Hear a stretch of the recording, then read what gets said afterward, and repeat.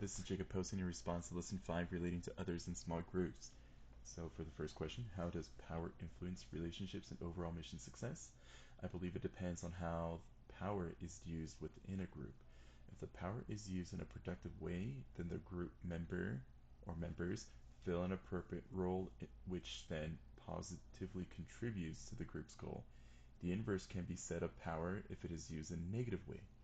Other group members may not have any power influence, so they are forced to keep their opinions and voices to themselves, which may move them from their most productive roles. So, in general, power can make or break a group and its goals, as it can be exercised in either a negative or positive way. Like, for example, a good use of legitimate power would be a good leader who puts their team first, motivates, inspires, and enables others to do their best. It could go the opposite way if someone in this position decides to use their legitimate power to coerce others to only act in that person's own interests instead of whatever the group feels. Group members could fall out of their most productive roles and end up becoming withdrawers and followers. And then, example for expert power, it can be influenced in a productive and non-productive way as well. I can imagine how experts initially fill the information or opinion gatherer roles, and then the voice empowers a group to make the most correct decisions.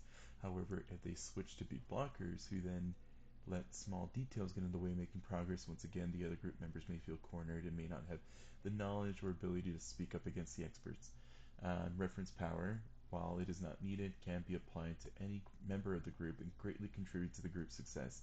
If members hold up to their perceived level of dependency, capability, and are just easy to work with, then a psychological safety will develop as team members know that work will get done and they can openly talk with each other.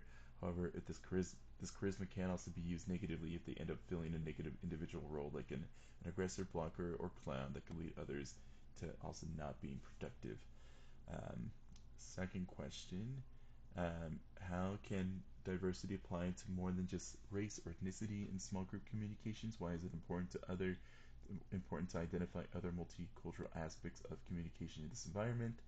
I believe that diversity is not only just about race or ethnicity, but it has to do with how people think or express themselves, which impacts how we all communicate in small group settings. The reading outlined cultural orientation differences such as being individualistic or collectivistic, monochronic versus polychronic, high versus low contact, and overall cultural context. All these differences can impact how communication is sent and received by group members. It could all be culturally interpreted based on one's own background, so there may be need to facilitate communication between these members. And so it's important that we come to understand everyone regardless of that cultural background. For the third question, which norms do you feel are not considered the most during small group discussions? Do these norms change depending on the type of small group participants? In other words, do these rules exist differently for a family meeting discussion versus a workplace discussion? In my experience, while it is generally accepted that free debate and suggestions are allowed, I feel that not all debate and suggestions are allowed. It could be that for a project in a workplace setting, the group has already consulted experts and has weighed options against business priorities and found a path that, while not optimal, is the best choice for the selected criteria. Retrograding discussion about previously covered topics may not be productive and could lead to wasted time and debate. I think this rule does change significantly when working with family for goals or projects that may not be as heavily critiqued. These positions may be formal and where no one is the expert and everyone's the information gatherer, where ideas and debate are the main part of the group meeting.